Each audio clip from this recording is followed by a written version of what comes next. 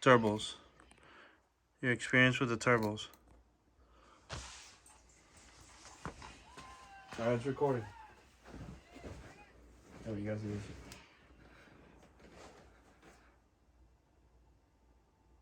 The balls that man has. Well, that's not that much compared to all the other stuff we've seen. Yeah, it's like so easily you can fucking snap your back. Yeah. Alright, you ready? Sure. What's up, guys?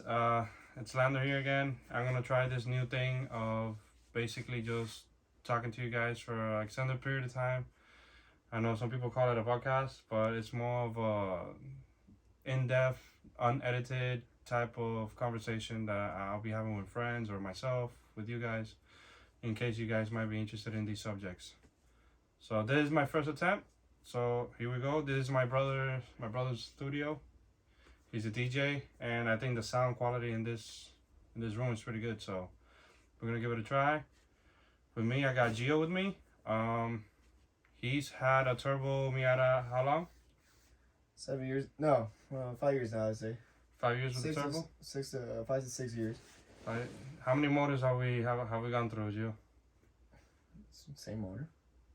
But problems that you experience? None from being out of my hand. Yeah, well, you've had some engine problems, right? I was saying like nothing to do with the build of the. Right. It's always been human error. I think I've had the K-swap for about 3.5 or more than 3 years. Clearly. I'd say over 4. Me over 4 years? I haven't kept count, so you know. So yeah, guys, it's gonna be unedited. It's just gonna be just straight up talking. I might put some images over it, but I'm not gonna edit it. I'm just gonna keep on talking like if I were talking with you guys in a car show or something like that. So I think one of the questions that I get all the time when it comes to my K Miata has to be, you know, how hard was it and how much it was. In terms of difficulty with the K Miata swap, which now they're K Power Industries, I think just wiring for me was the hardest part, and I had to get help with that. That was for my version of the swap kit. The new swap kit, they have a harness that they sell you, which in my case I had to use an RSX harness, which was a pain in the butt to find. It was like $250 plus all the extending the wires, cutting the wires, splicing wires. I'm not pretty good at that, so I think wiring is the most difficult part of the swap in general. But to put that in perspective, Gio's swap, how much wiring did you have? Gauges. Gauges and boost gauge. What else? Yeah, water temp, boost gauge, AFR, oil temperature, oil pressure, and voltmeter gauge. Some of those aren't even electrical. Some of those can be done mechanical, right? Some. Yeah, so it's like oil pressure. I think there's some mechanical water temperature gauge. Mechanical for the most part are much more reliable and longer lasting, and supposedly a little more accurate.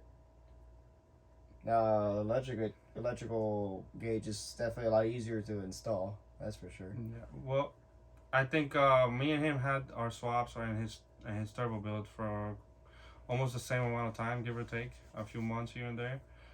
But I haven't gone through engines because it's an all motor setup, and I think all motor setups usually are quote unquote more reliable than a turbo setup. But Gio's the problems that he had with his turbo setup, I don't think had anything to do with the engine itself. It was other factors, like I think originally your oil pump had a problem. That happened in it's like first time rebuilding the motor. First time, because he built it like, what's your setup? The setup is like the Matman setup, right? I don't know exactly what he has, but it's very basic. It's Wesco pistons, Molnar rods, Supertech valves. They're undercut stock size valves with a Supertech dual valve spring kit. And I port matched the head to the intake manifold. What else? What else? Not much.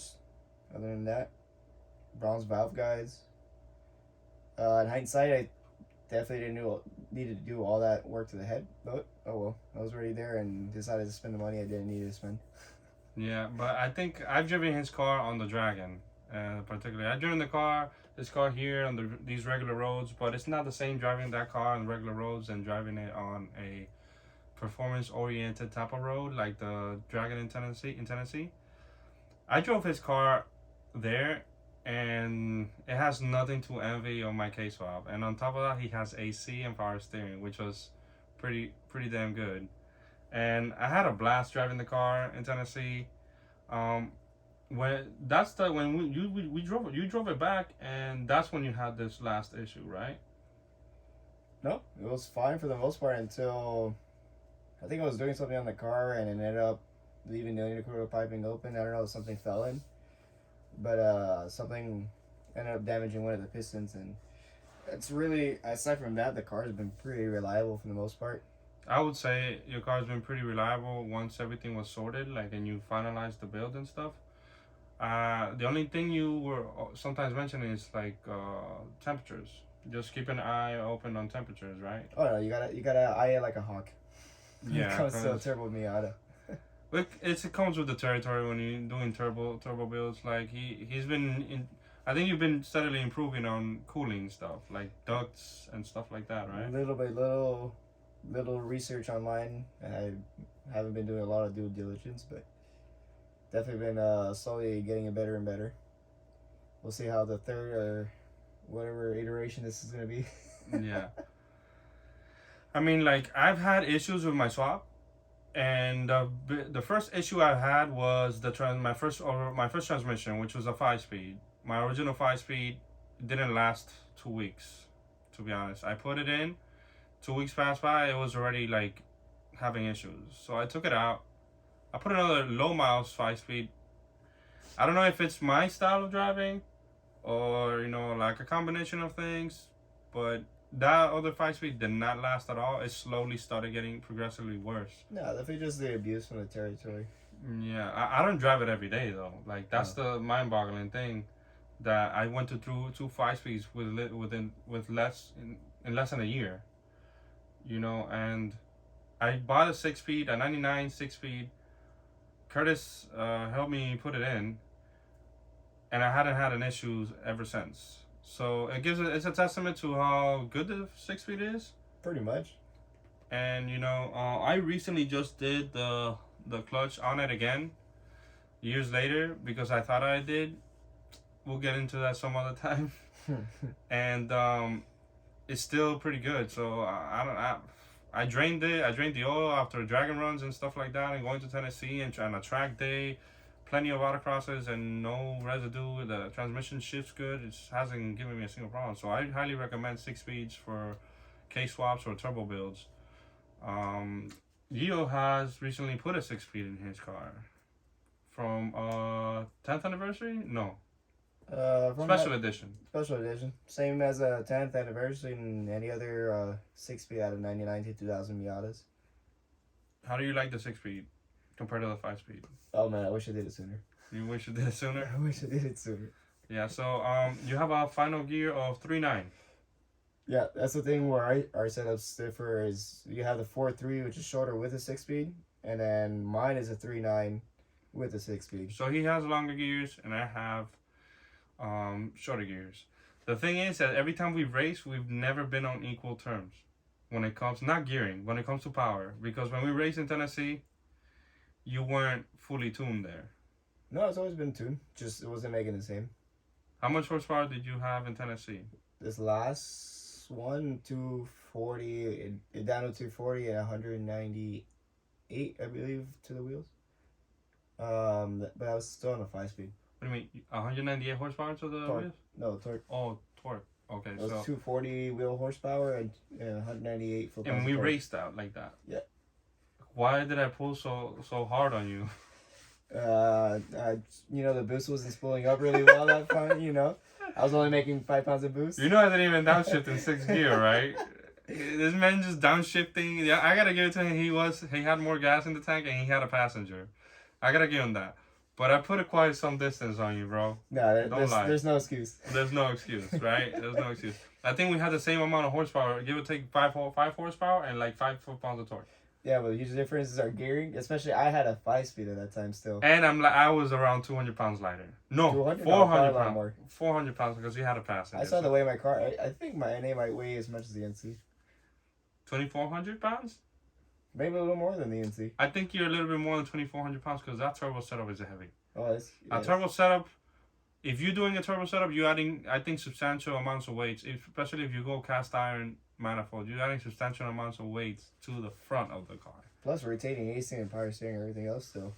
Exactly. That's a sacrifice you gotta make. You wanna, or you went down the road like I did and try to keep everything to maintain as much of a street car as you can. I think Gio told me is like he's trying to build a Mazda Speed Plus with his car, NA Miata. So I think you've been doing a good job That with. was the envision.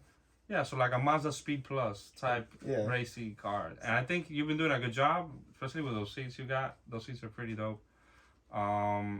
It's just, right now, you're just stuck. It's just maintaining the car running for longer than 2 years.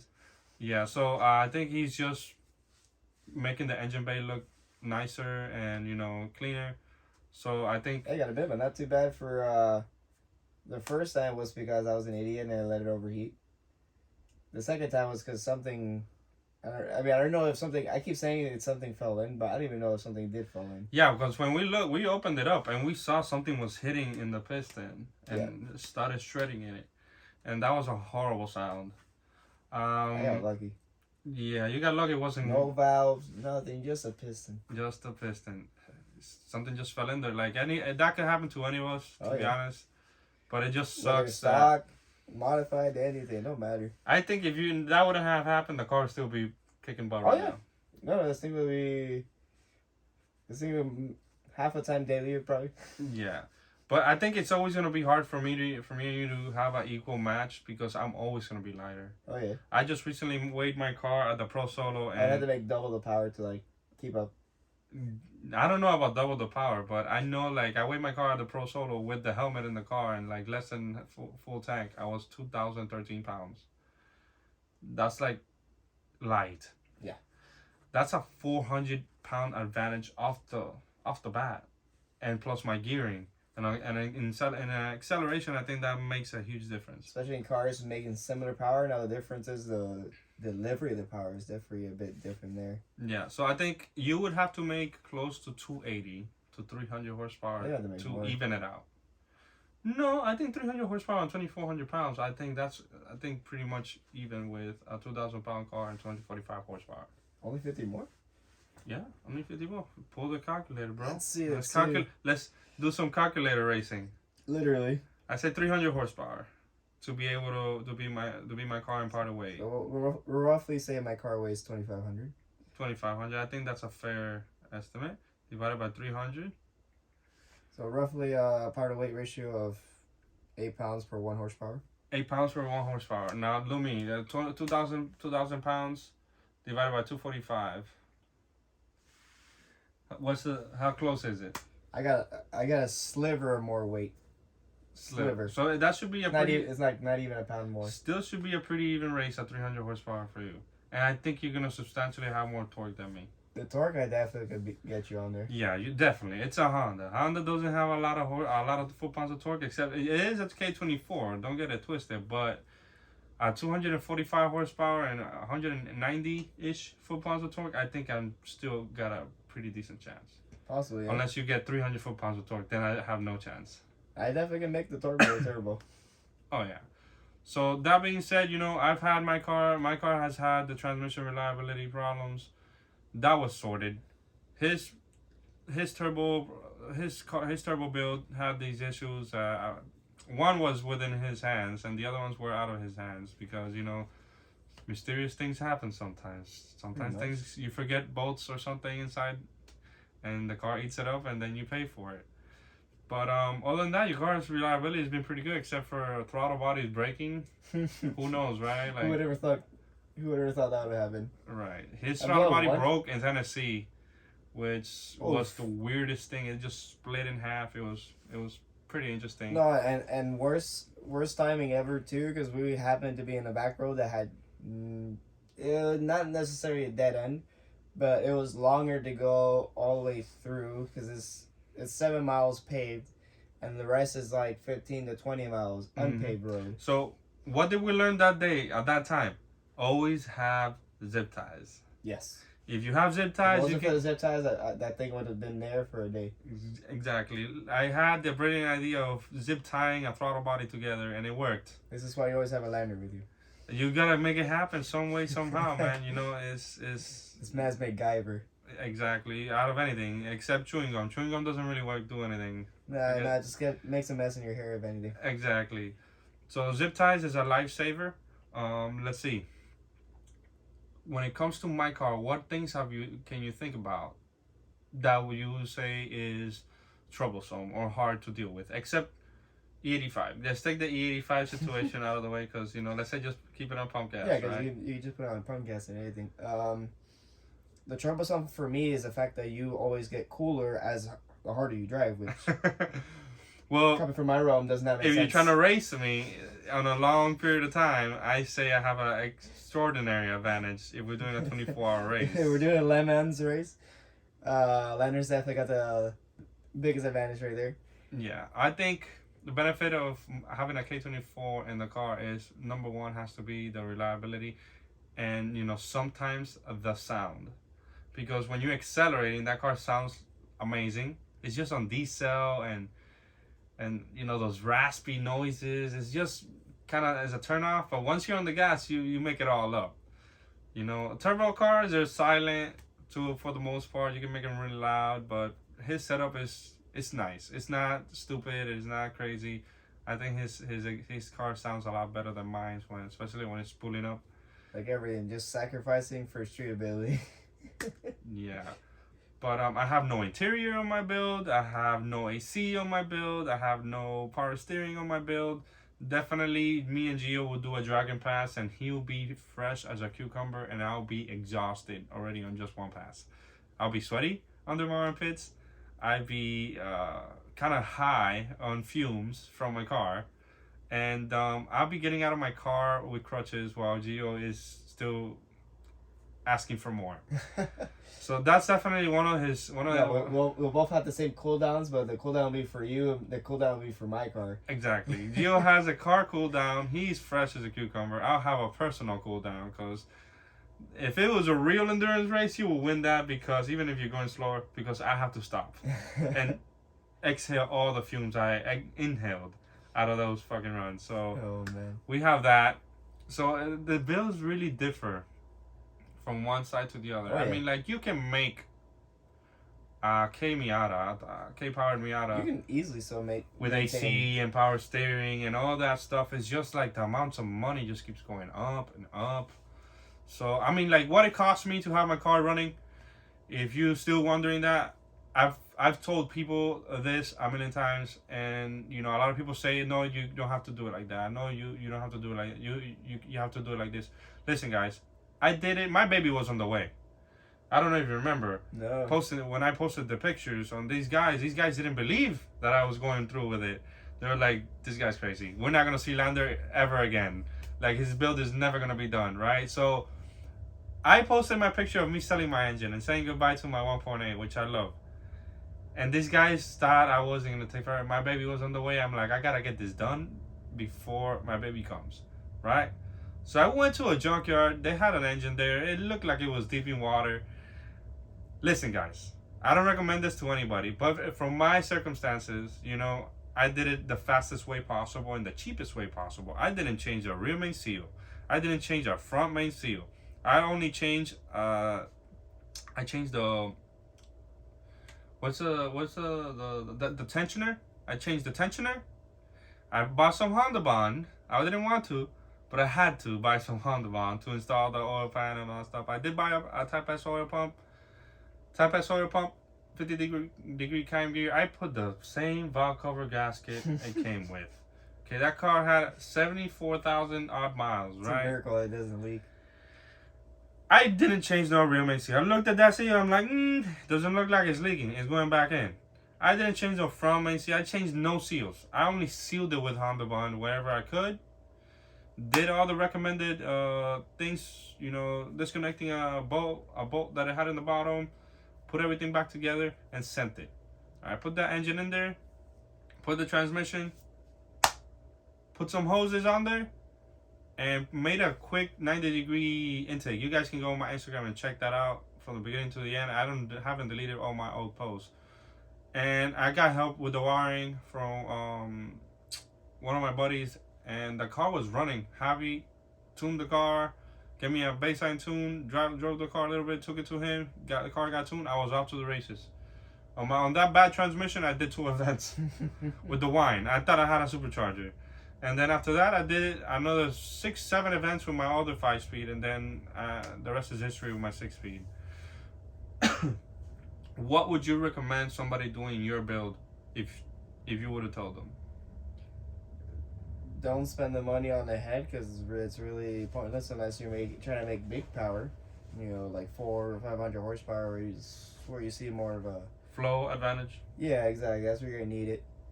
But for the typical 200 to 300 horsepower Miata, dude, decent sized turbo. So you're saying don't worry about the head, stock head, completely. Literally, that's what Matt meant. ARP head studs. Studs, yeah. ARP head studs.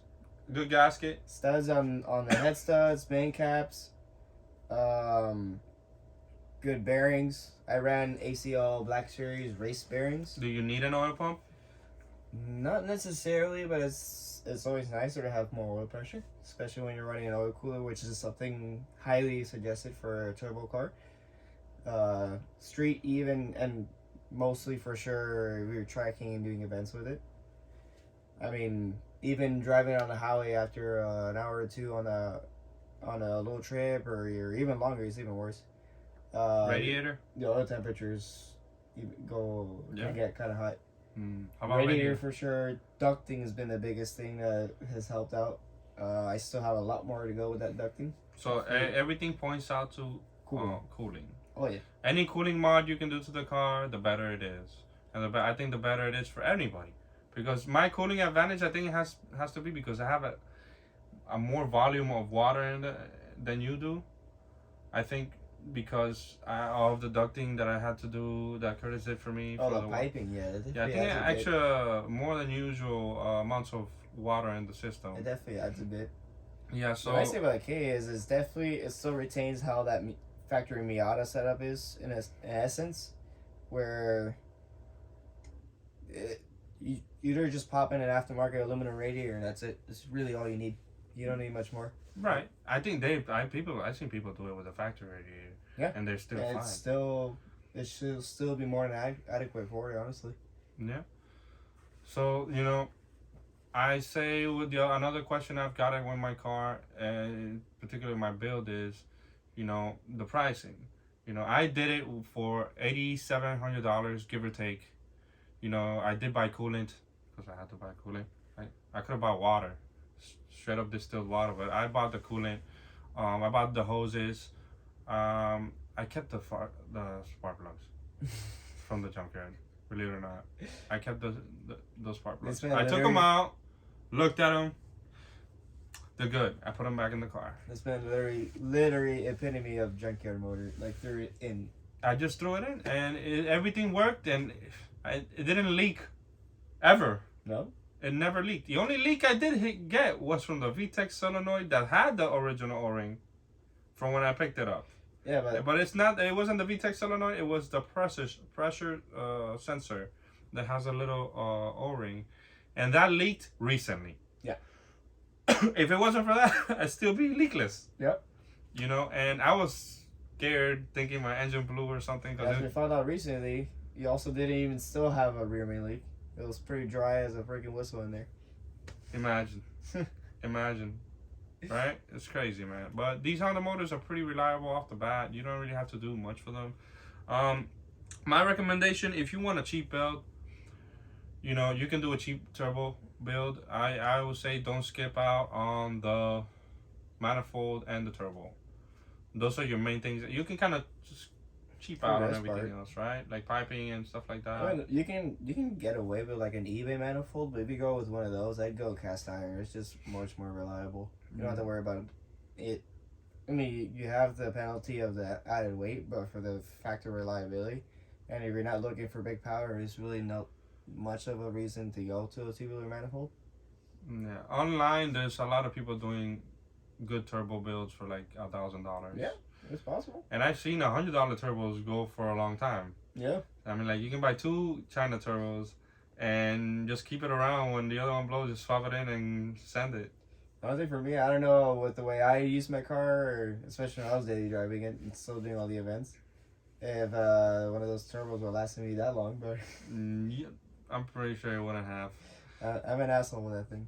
I mean, you know, the cheapest K-swap you could possibly do, if you source the parts yourself, if you do the wiring yourself, if you do a lot of the things yourself, I don't see it even getting under $4,000. You know, that's including the engine and ECU. So it's still around $4,000, give Oh, or the new take. Pro now too with the Z3 swap is you save a good bit of money, since you don't have that massive header like the A2 needs. And the subframe. Yep. So that's already almost $2,000 right there. Mm-hmm. I mean, you can do the Z3. The only drawback from the Z3 that I've seen all my friends have is the situations with the slave. Like you have to relocate to like in a slave inside the transmission because of the routing of the exhaust. If you can somehow get away from that part of if you can reroute that exhaust away that you have to eliminate your factory slave cylinder setup, that's what I would do. If you can do that, that's what I would recommend because That'd be 200 horsepower all motor in a Miata, you don't need more than that. No. To have fun and be competitive and anything. I ran 200 in my turbo setup for 2-3 years almost, and finally decided to go up in power. So I think 200 horsepower Z3 swap. I think the convenience of that engine, and a lot of people say, I hear mixed feelings. A lot of people say it's easy to source the Z3. A lot of people say it's not. I've seen Z3s everywhere, and I've seen it harder to find a K24A2, and they're a lot more expensive than the Z3. Some people say that the Z3s go for $1,400. I've seen them go for $500. So it depends where you're sourcing your stuff from and what the conditions are. But Oh yeah, that's always gonna be the variable there. So I think if you want to modify your car, I think the best place to start has to be with you.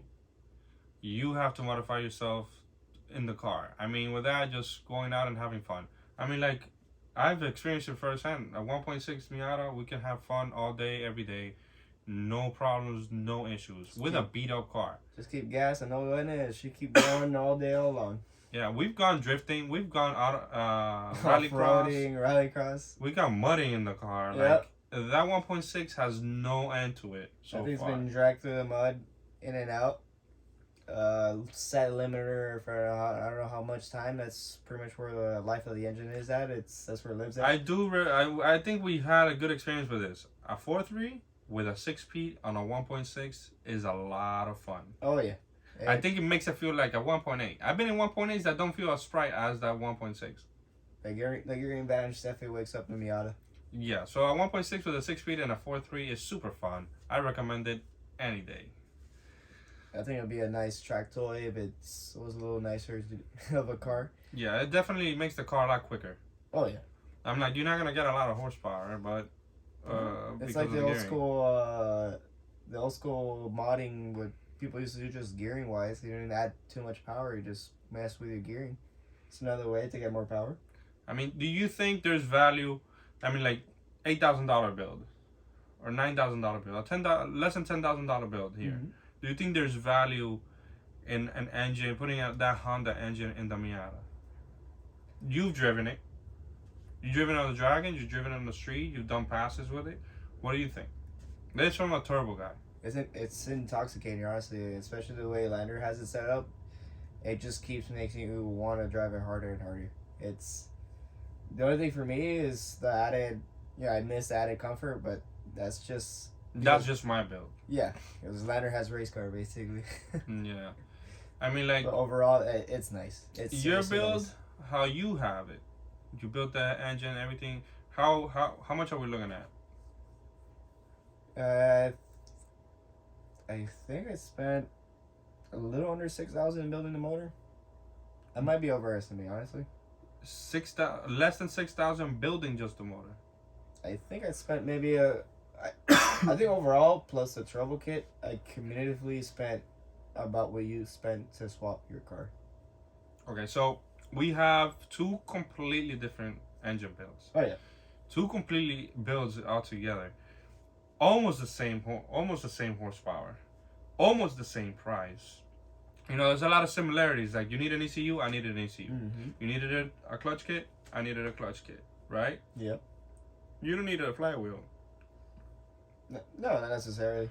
No, but did you get one? I can stick to the stock flywheel, but it's a little nicer to have. But did you get one? Yeah.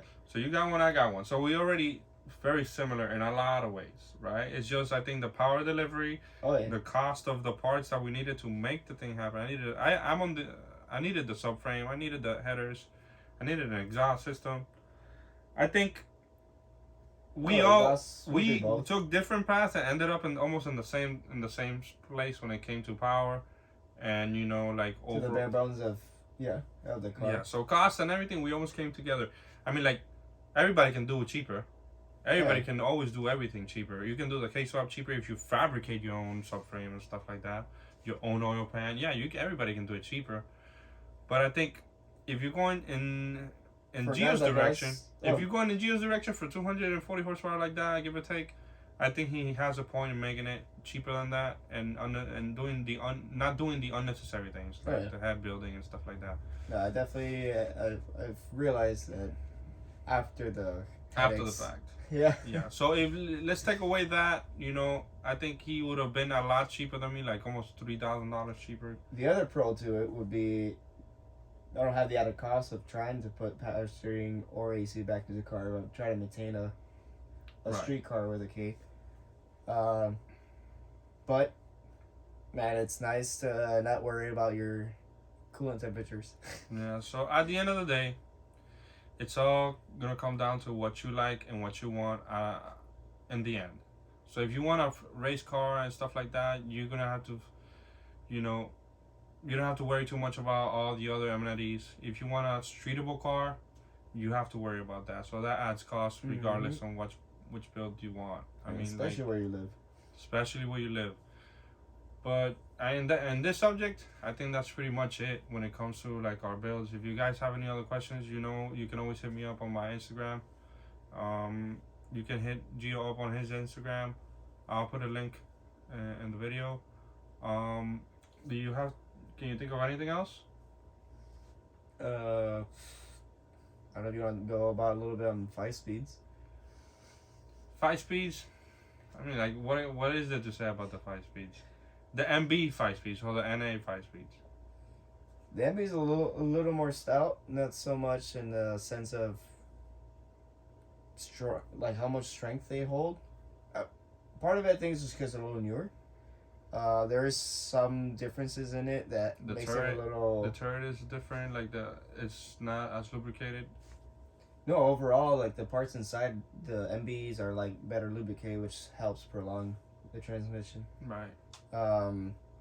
But the whole thing about where the 5 speeds break, they don't all break at the same point.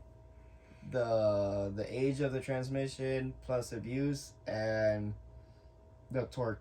The torque you're putting down plus the abuse is the big thing. Like they don't all just break at making 250 foot-pounds of torque. I've broken mine a lot less than that. I mean, like, I think good maintenance on a regular transmission, 5-speed is key. Changing your fluids out and the corrected intervals, I think, makes a huge difference. I think the one I recommend has to be the Motorcraft oil. I highly recommend that oil. It's like that really scarce to find right now. That Ford unicorn fluid. Yeah. If it's not that, I would say, you know, the Redline oil for the transmission is. It's the second best. I would say second best, yeah. Because I have that right now in my car, and it doesn't feel as good as when I had the Motorcraft in it. I'm gonna go ahead and say that because I feel it. It feels clunkier. It doesn't feel more shock absorbent or something like that. It just feels different. It does feel different. I might be crazy. people might think I'm crazy, but it is. It makes a difference. I haven't run that fluid in the NA, but on my 06 Miata that has a 6-speed in it as well, I put that fluid in there, and I had regular gear oil from AutoZone for a short period of time just to clean out the transmission, and from there to the Ford fluid, it was noticeable. That definitely. I think definitely if you can find that oil right now, because I think they're like all on back order. Everything is on back order It's like nowadays. Pokemon. I gotta go around hunting for it. Yeah, it's like Pokemon, right? Pokemon Go. But yeah, 5-speeds are good. They're reliable. If you have stock power, you can go turbo, and it's like a gamble. It might be good, it might be bad, it might last. Sometimes it's good, sometimes it's bad. Exactly. So we have that. Anything else you want to touch on? Get out there on the track if you're trying to get better at driving, man. That's all I can say. The best. Yeah, man. Remember to support your friends that do race, because they're probably starving. Yeah. They spend all their money on car parts and stuff. Look at me. I need new shoes. I haven't gotten around them because I'd rather waste my money on. We don't have time to be addicted to drugs or anything else. It's just seat time. I mean, like, just modifying your car is addicting, and just driving is addicting, and the fact that if you're competitive, it's even more addicting. Oh man. If you're not competitive, yeah, you go out, you have fun, yeah, you go home, and you don't really think much about it. But if you're competitive, you beat yourself up. That's where you keep striving to get faster and faster and faster. Yeah, you beat yourself up. Oh, I came in 50th place overall. I came in 3rd place in my class, and that just beats me up. I want to be fast. I want to be faster every time I go out there, and sometimes it doesn't work out like that, or the car is acting up, or you're acting up. I mean, like on our last event, that sun was just killer. I couldn't memorize the track. I was in a daze. I'm like looking at the run that I just did 60 times. Like, it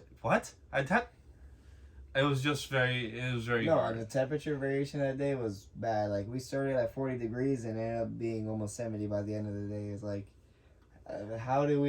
Florida's just something else when it comes to temperature for some reason. It can fluctuate really high, or you can start at a really cold temperature and end up having almost hot summer temperatures.